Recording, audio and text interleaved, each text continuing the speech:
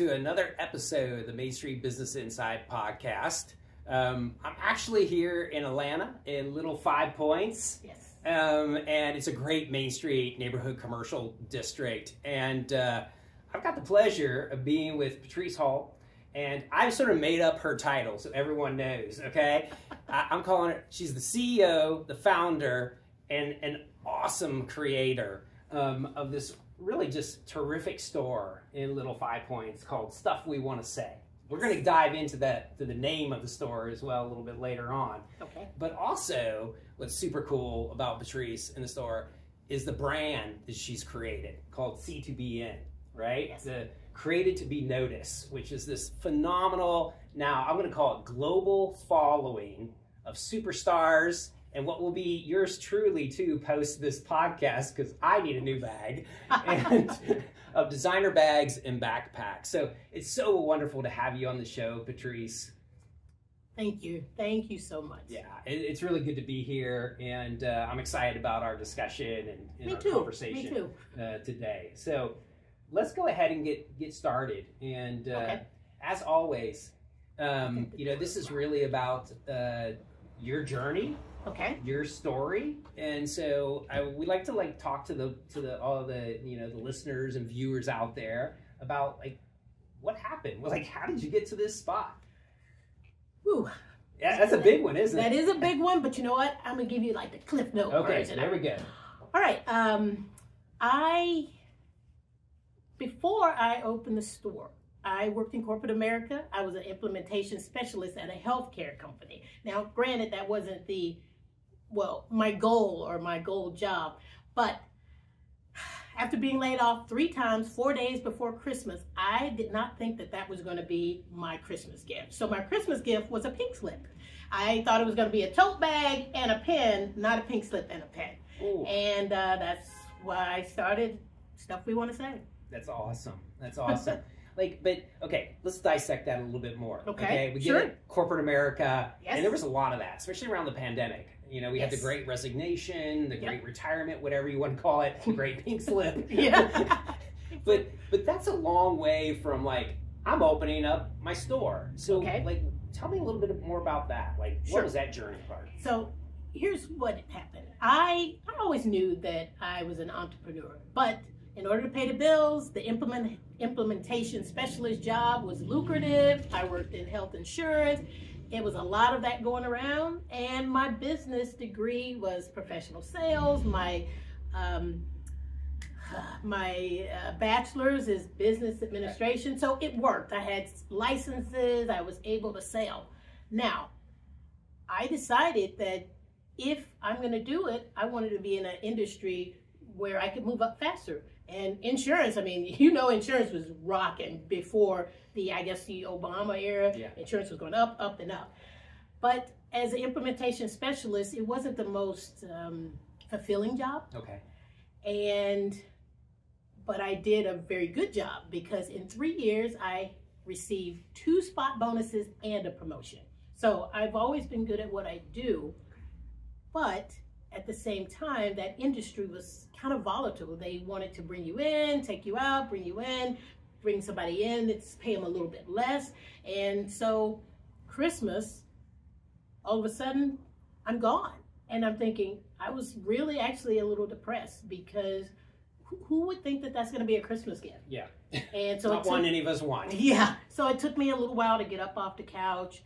And that's really where the name of Stuff We Want to Say came from, because I was actually angry. I was a little bit more than angry. I was angry. I was depressed. I thought, I have a house that I can't pay for. I have no job. And now I have nowhere to go and no family member to help me. And I started a little in-home prep. I bought a heat press and what do you call that? A heat press and a printer. Okay. And I started making my own shirts. Yeah. And they weren't very PC. So I would wear them and people That's the name of the business, folks. Yeah. And I would wear them and people oh, let's cross the street.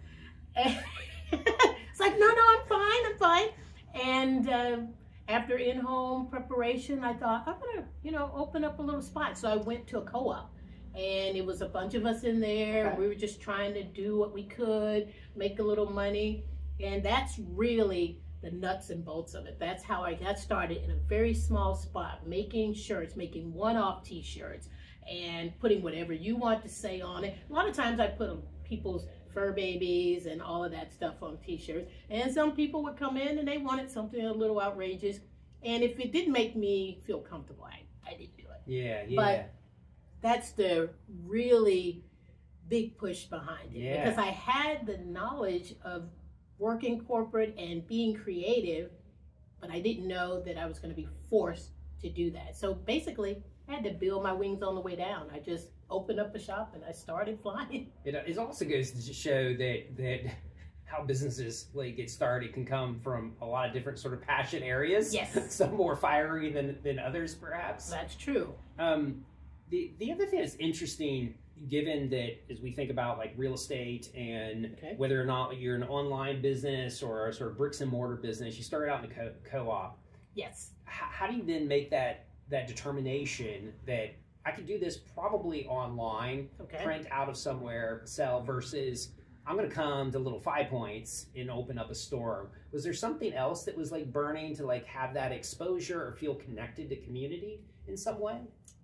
Yes, because 13 years ago when I started, the internet wasn't as booming as it is now. True. And a lot of people are like, oh, you can do it on the internet, but not if you don't. It's like if you have a website, but you don't give people the address, they don't know you have a website. So if I'm sitting at home in my bedroom pressing shirts going, I wish they would sell, and people are like, how are you going to sell? They don't even know that you have them.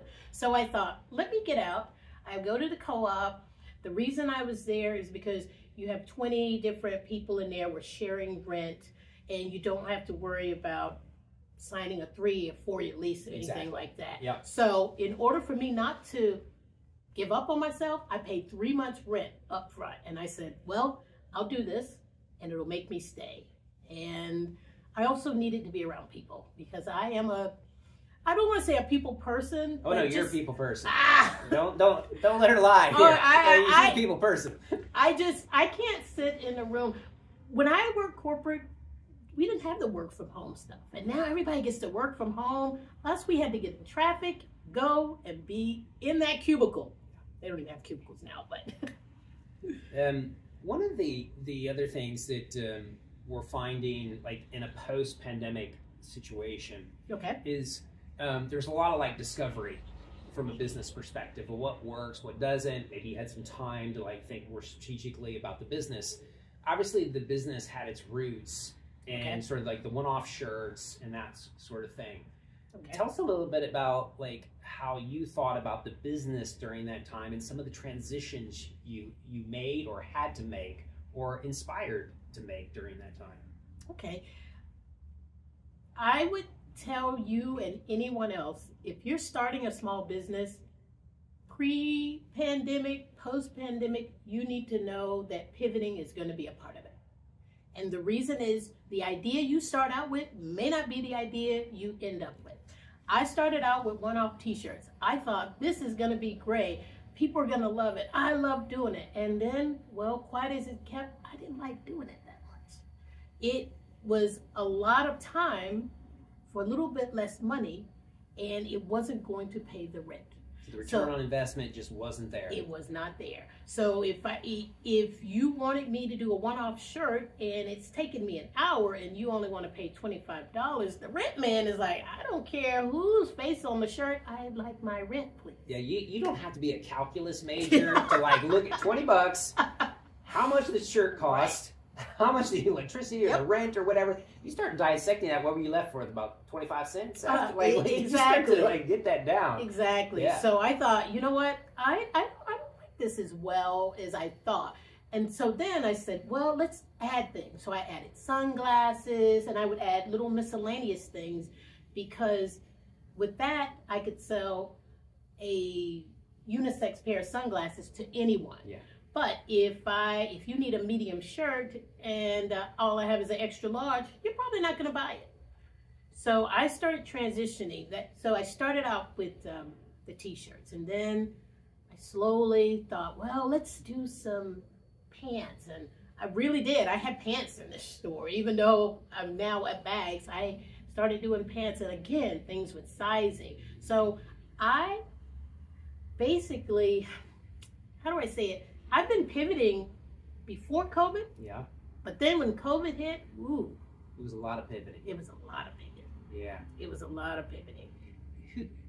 How did you make sort of those decision points? Was it sort of like your approach was more of like a kind of like a fail fast kind of concept? Like, I'm going to try something. I'm not going to put like a huge investment in it, see how the consumer responds. And if it doesn't, I'll shift to something else. Like, what was your approach and your mindset with all of that?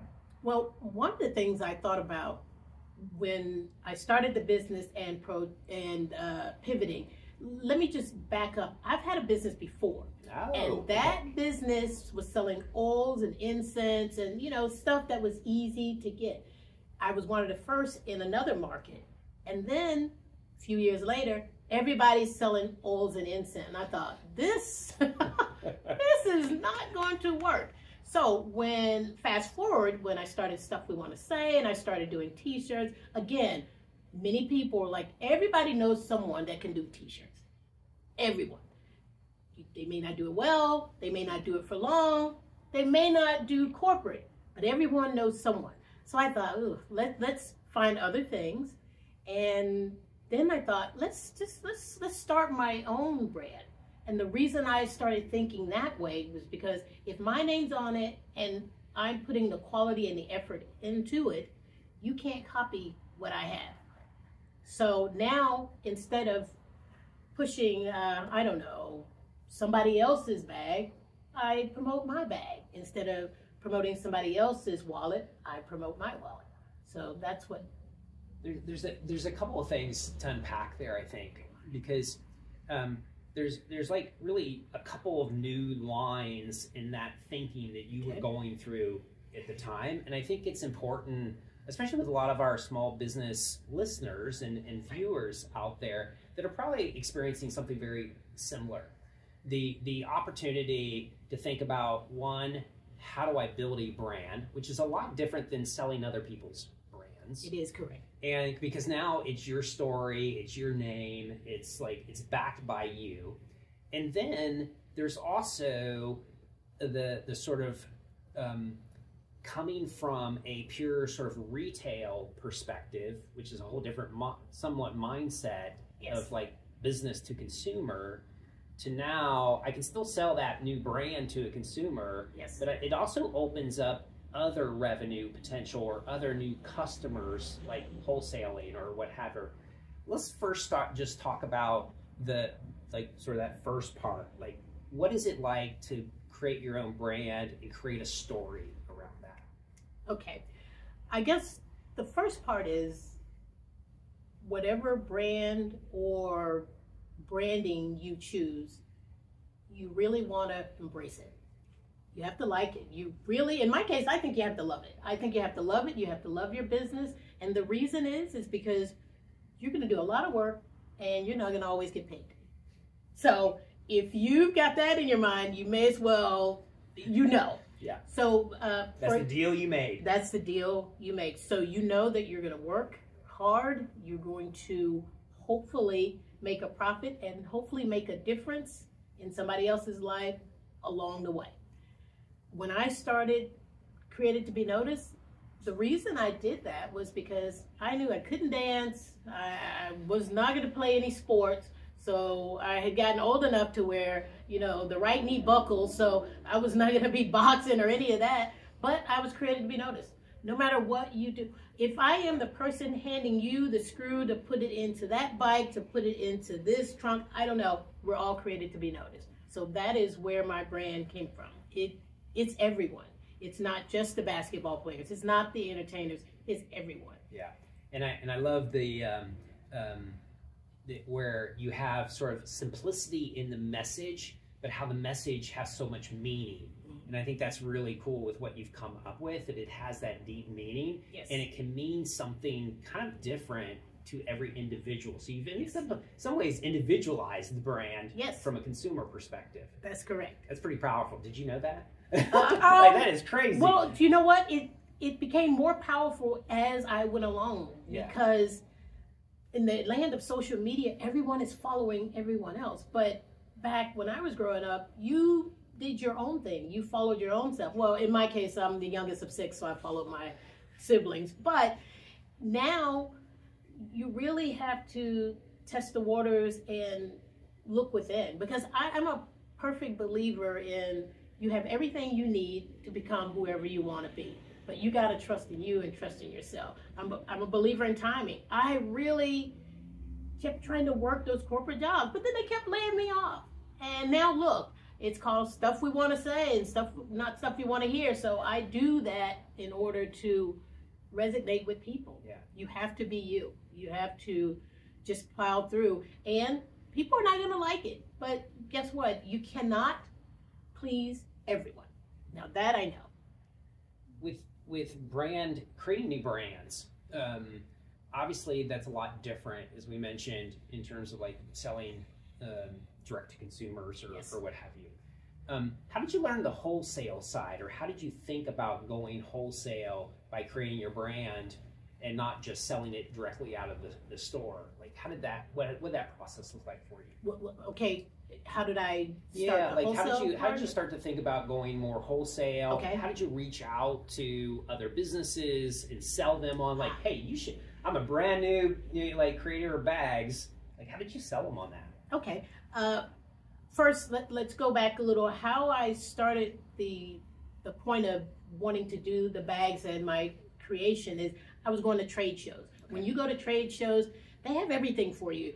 You could find sourcing. You can find different people to meet with, to mingle with, to get to know, because as a small business, you should know other small businesses. Now, I started branding my product, because when I brand my product, that means it's my name, whatever I want to do with it. If I want this zipper and this pull, and that's exactly how I started doing my own thing. Because when I was looking to brand the Created to Be Noticed, people are like, here, you want this bag? This is a great bag. It's like, no, it's not. And so it took me a year and thousands of dollars to find somebody to make the bag. Now, fast forward. When I thought about it, and someone says, sure, we'll make 200 bags for it. And I was like, yeah, this is great. And then I get 200 bags and I sell 2. And I was like, oh, wow. That's a lot of bags. And then you have to do 200 of one bag. And then COVID hit. And I'm sitting on $40,000 worth of stock. And I thought, I'm going to be sleeping on these bags, because I'm not going to have a home. Yeah.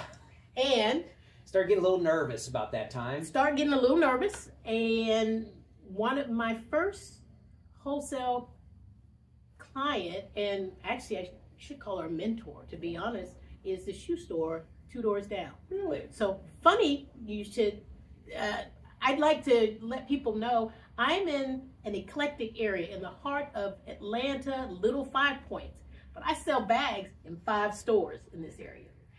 The candle store, 2 doors down. The shoe store, 3 doors down. The bike store. And you know why? Because even though it's a small area, everyone doesn't go in and out of every shop. They have different customers. And right? I took my little roller bag and I was going store to store. It's like, hey, you want to, I show them the demo. They love the demo. When I show them the demo, they go, oh, this is great. Also, when I have good reviews, so people are like, yeah, I'll do it. And when COVID hit, I really was going door to door or store to store trying to sell bags.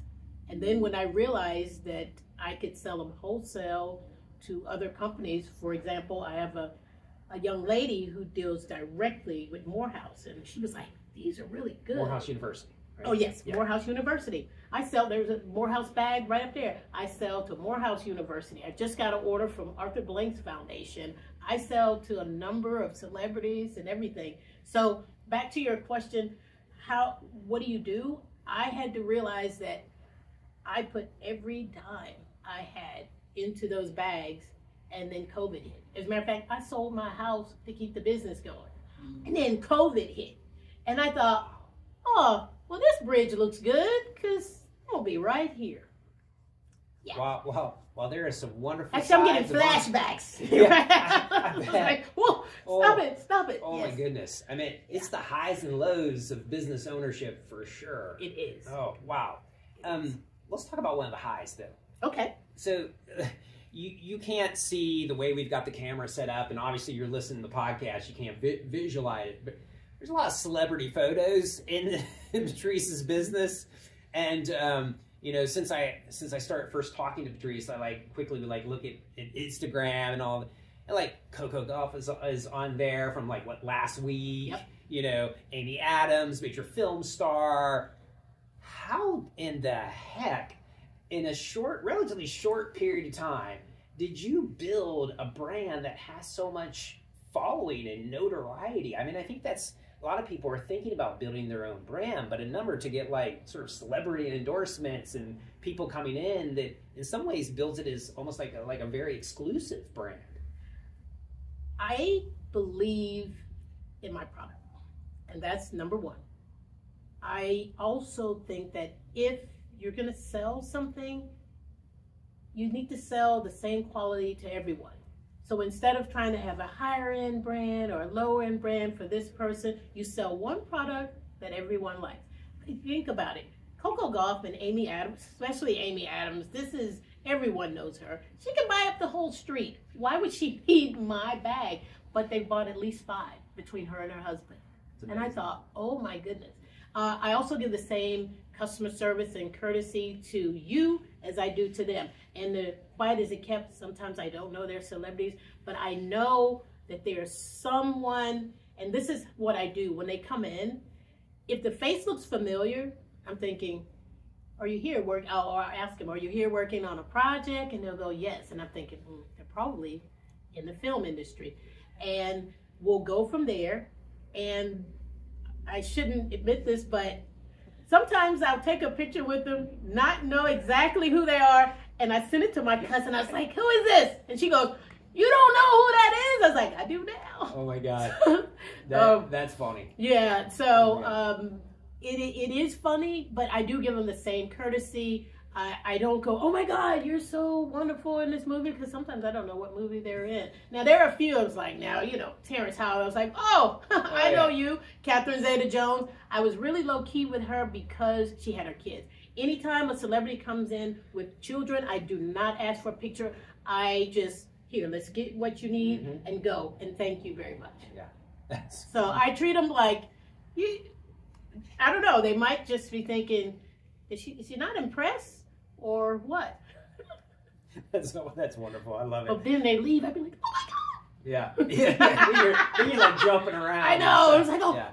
But then when they're there, I was like, yeah. We need to capture that moment. You were really cool before. All right. Oh yeah, real cool. And then I leave and just, I'm running up and down the street. No, okay, I'm not really doing that. But I do treat them just like regular people. And if they have too much publicity, I will lock the door and so that they can shop alone. Yeah, wow.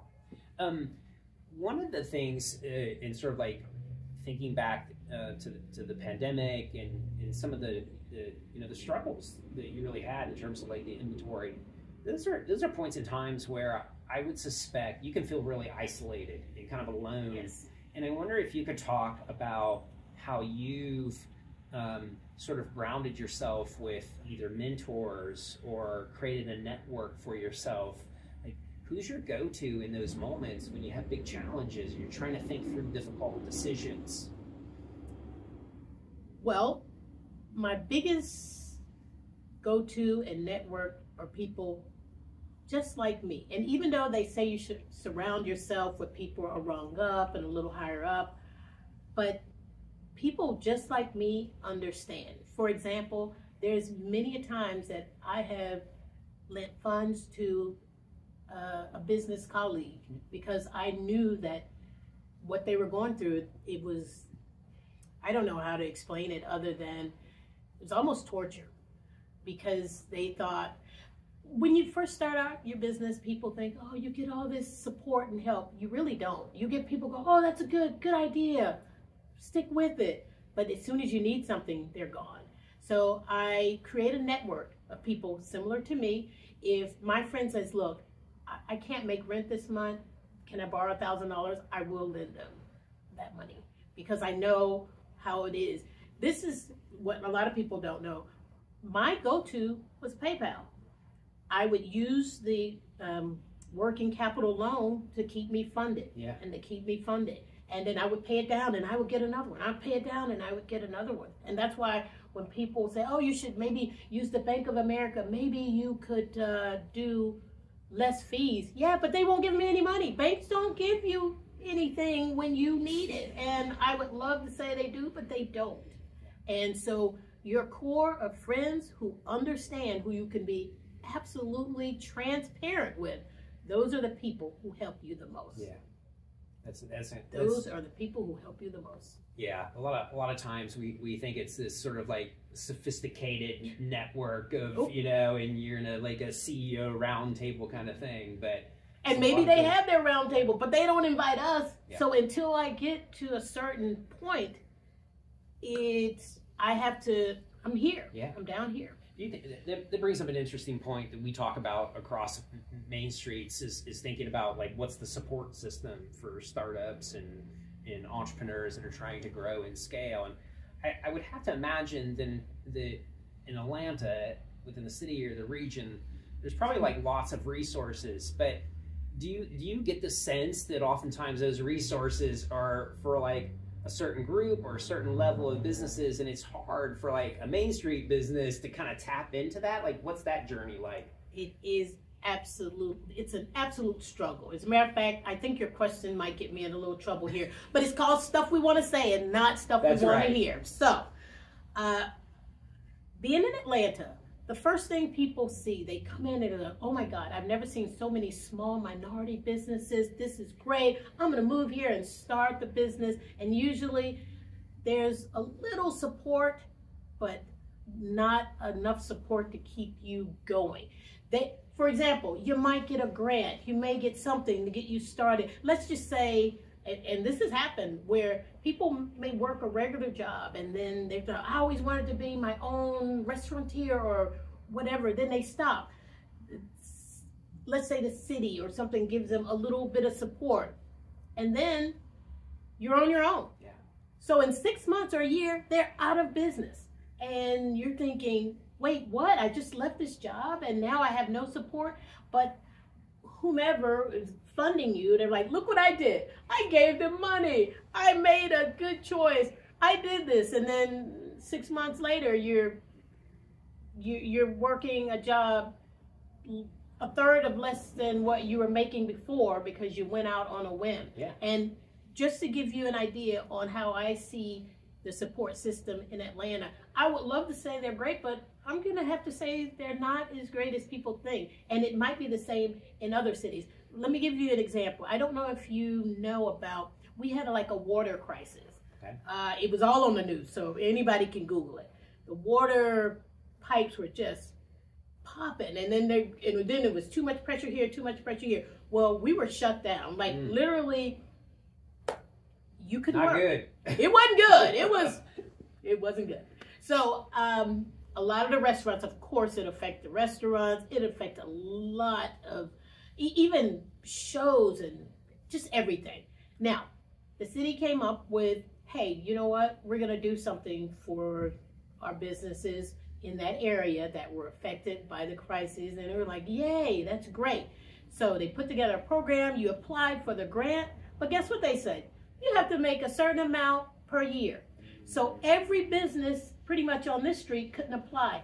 The good and the bad thing about our area, I'm located in Little Five. Yeah. We have a lot of small businesses, but we're sandwiched between two affluent neighborhoods. So we got none of the money. We couldn't qualify. Yeah, you couldn't qualify. But had you said, look, maybe you don't have to pay taxes this month, I might have said, okay, I understand that. But they didn't say that. Yeah. So the hurtful thing is, we still have to get our business license. We still have to pay our taxes. But because we missed it by this much, just because the water is down, they're thinking, well, you sell, maybe you sell bags, you don't need water. If there is no one on the street, then I'm still suffering. So I don't think that our system does a good job of supporting businesses like me. Even though I've been in business for 13 years, doing what I have to do, I pay my sales tax, I do everything I have to do, and then as soon as something happens, Yeah, you're on your own. You're on your own. You're on your own. You wanted to be in business. I was like, yeah, but I didn't know the pipes were going to burst. That's so. right. That's right. I mean, I hate to say it, that you're not alone in that, because I think what happens, and we see this all across the country, is that most support systems are very front loaded. It's all about the beginning, getting you on your own. You experience that. Yeah. But once you're on your own and you're trying to grow and scale, we sort of lack the resources and the support there, and I think that's certainly a missing element. And the other big thing is it's all about scale, right? Yes. Like depending on where you're at on that growth horizon, we either got stuff for you, we got nothing for you. And I think that's the dynamic that needs to change about like how we think about business more holistically, and the importance of businesses like yours and other Main Street businesses here to the overall sort of community and fabric of community is so important. I think we miss that because of either job creation or revenue lines or what have you. So I think it's really important now, and I'm glad that you said it. Yeah, and I really, it's programs like Main Street is the ones that help us the most, because, for example, I love Little 5 Points, and here's the reason why.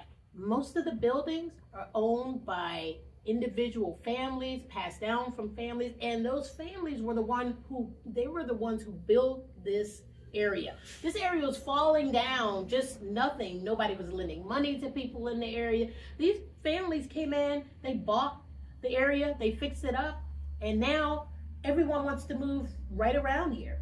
But then when it's time for funding, it's like, oh, well, you're sandwiched in between rich people. You don't know how to get them in there. Well, no, I don't, because they're not coming, because they're coming to the other high class or whatever cookie cutter malls, or not malls, but you know what it is. Yeah. So it is hard. It is hard. But I'm fortunate enough to know my landlord, to know other landlords.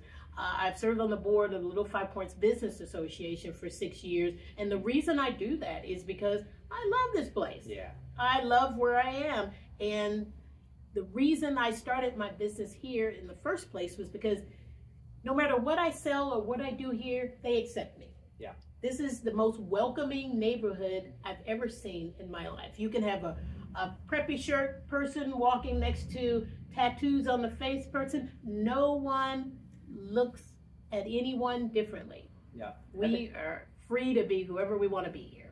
I think like our neighborhood districts, our main streets are sort of representing the businesses themselves. It's what makes us unique. It's what gives us identity and creates experience for the consumer. And while you all can't see it out there in terms of Little 5 Points, make a visit because it is super cool. Vouch for that. Let's close a little bit about what comes next for Patrice in the business. Talk a little bit about like how you think about your future, how you're thinking about what's the next stages for you, or even new challenges that you're going to have to take on. Okay. What's next for me is, even though I started as retail and gradually moved into wholesale, I would like to keep them both, because the retail is how I meet a lot of my wholesale clients. For example, people come in during the holiday time and they're thinking, oh, this is a great gift. And I say, well, you know what? We can do this for your company as well. I would prefer to do more wholesale if I had the opportunity. Yeah. And that way I can put, as you see some of the bags, you guys probably can't see them, but we can put the company's name on the bag. So even though my name is on the inside, your name can be on the outside. It's an everyday bag. So wholesaling is where my heart is, because I feel like I can touch more people with one sale. Yeah. If I'm selling 50 bags versus one bag to an end user. And even though the profit is a lot smaller, you can still touch more people. Exactly. Now, the biggest challenge is wholesale means you need money. You need money. You can't. You got inventory, You got inventory. You can't do just one bag. You can't really. I was fortunate enough to find someone that'll do just 200, but a lot of people want you to do even more than that. So the challenge is getting my name out, making sure people know that the quality of our bag is good, getting people to leave us reviews. If you look at our reviews, we've got almost 200 5-star reviews. But we should have a lot more. But I just didn't know to ask. Yeah. As a small business, Part of the learning curve, right? That is part of the learning curve. I didn't know that the thing about my business, I own this business, but I don't own the building. The Google reviews will go with me no matter where I am. Yeah. But, you know, if something happens, then I need to be prepared for the wholesale. Yeah. So I like the wholesale part. I like going to trade shows. I like when people sell them in their stores. They're like, people love those bags. I really do enjoy that. Quick aside here, and I didn't think to ask you this, but you sort of alluded to it, and just in terms of like, I didn't know this. Like, are you taking, like, you go online and just study things, or like, how do you, when you're running into certain challenges like this and understanding about social media or marketing or whatever, like, how are you learning? What's your experience in that? Trial and error. Trial and error? Trial and error. One of the things that I've done here, I've made this, if you've ever visited my store, it used to look a lot more like retail. Now you can see it looks more like an office/retail, because I spend time in here doing what I have to do. As a matter of fact, I was never comfortable in front of the camera. I always wanted people to do social media, but then I'd hire them for a week and they didn't get enough likes and they were gone. And I thought, you know what? I am not doing this anymore. So now I just do it myself. So I am literally selling myself. Yeah, yeah. Well, and it's your story, right? Yeah, that's Who else can say it better than you? That's true. That's true. Let's close the show with what's one piece of advice or something you've learned along the way that you'd like to share with other small business owners out there?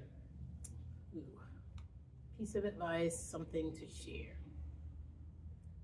Get involved with the community, because if you're, especially in a Main Street type setting, you need to know your neighbors.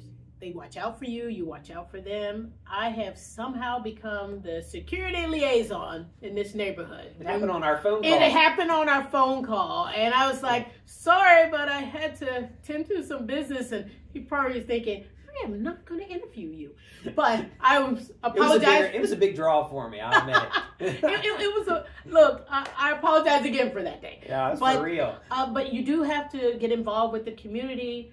I also think you need to find a network of people that do similar things to you, because when I was laid off from corporate America and then I started this business, none of my corporate friends understand what I'm going through, because they get a check on a regular basis. I get a check when I sell something. So you need to basically love, or at least like, what you do a whole lot, and know that there are some days that you will not get paid. You will not sell a product. If you're doing wholesale, know that it's going to take a lot of your money, and being a business person is just like gambling. I know some people don't like that term, but I sold my house in order to start this business. It was a gamble that most people won't take. I did it. I feel good about it. I can say, look at all the celebrities that's coming in. Look at, you know, who I've just sold bags to.